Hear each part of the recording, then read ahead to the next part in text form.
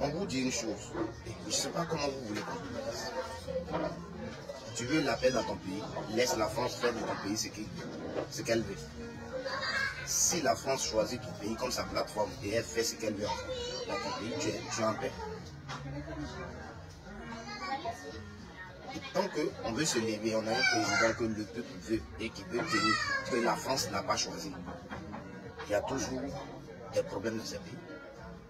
Je vous ai parlé ici du Sénégal. J'ai dit le président Faye. Nous l'avons tous écouté quand il était à l'opposition. Son soutien au Mali, le combat du Mali et tout ça. Aujourd'hui, il est devenu président. S'il maintient ses discours, s'il maintient son soutien au Mali, comme il le disait, si je suis président, je peux même envoyer des troupes, tout ça, s'il maintient ça, il va raconter la France sur son chemin. Vous allez voir, il va vivre le même problème que Babo aura vécu. Il aura une rébellion au Sénégal, juste pour l'empêcher de gouverner, pour s'aimer du désordre. Et ça, c'est la stratégie de la France. L'autre chose, c'est que, à nos jours, il faut comprendre qu'il y a eu des réveils de conscience. La jeunesse africaine est émancipée. Aujourd'hui, si Faye ne maintient pas ses promesses électorales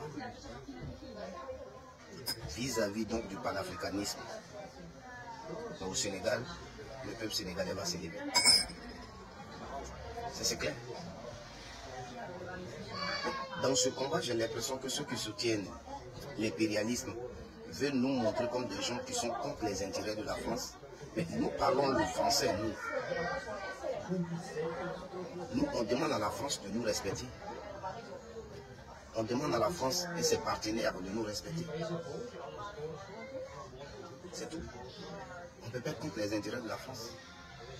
Nous parlons et depuis les premières heures, nous avons collaboré avec la France.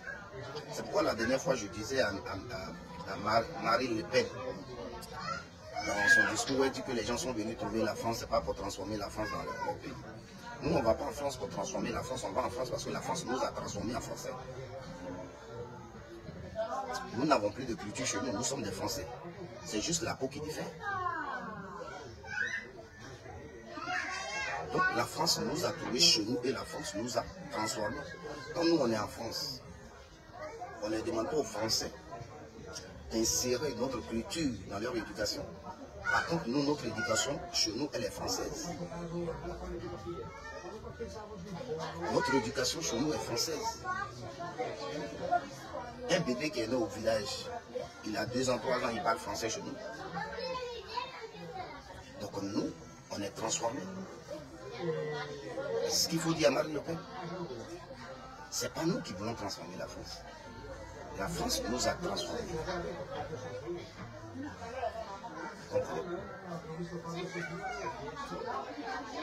Nous sommes un peuple, nous sommes chez nous. On veut juste la liberté. Tu es venu chez nous. Tu veux quelque chose, on te demande, on discute. On n'a pas besoin d'une armée. On n'a pas besoin de tout ça. Mais malgré leur présence, on a toutes les difficultés. Voici l'exemple du Mali. Pendant des années, les terroristes règnent au Mali, malgré la présence de la grande France. Tout ça, ça ne vous interpelle pas. Qu'est-ce que Ibrahim Traoré a dit du Oufo-Boigny que vous n'avez jamais entendu? Ibrahim Traoré a insulté comment Oufo-Boigny. Moi, j'ai écouté le discours. Il a parlé de l'histoire. Vous ne pouvez pas dire que c'est faux. Tous les présidents africains qui ont tenu tête au colon sont morts. Tous les intellectuels, tous les cadres africains qui ont tenu tête à la France sont morts. Les Français eux-mêmes le disent. Les intellectuels français sur des plateaux le disent. Mais c'est vous les Africains, là, quand on le dit, c'est un problème.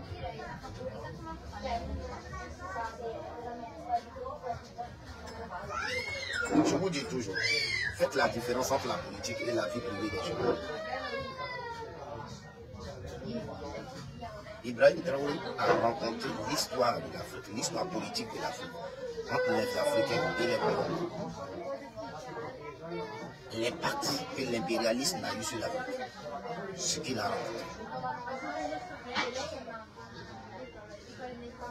Et des Africains qui ont contribué à l'installation, à la promotion de l'impérialisme.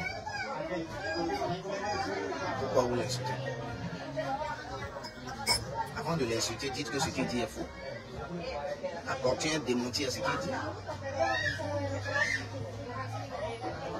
Avant de l'insulter, apportez un démenti à ce qu'il dit. Dites que oui, voici ce qui a tué Yaka Boda. C'est pas comme ça qu'il est mort, c'est pas les gens qui l'ont tué. Yaka Boda a été décapité, il avait fait quoi? L'histoire est là, nous on n'était pas entendus, mais on a lu l'histoire.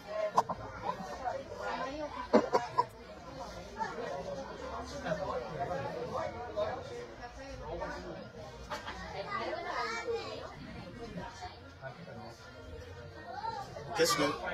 Voilà, Daniel qui est là. Yaka Boda est avec toi. Il était au fouet. Qu'est-ce que vous faites avec lui?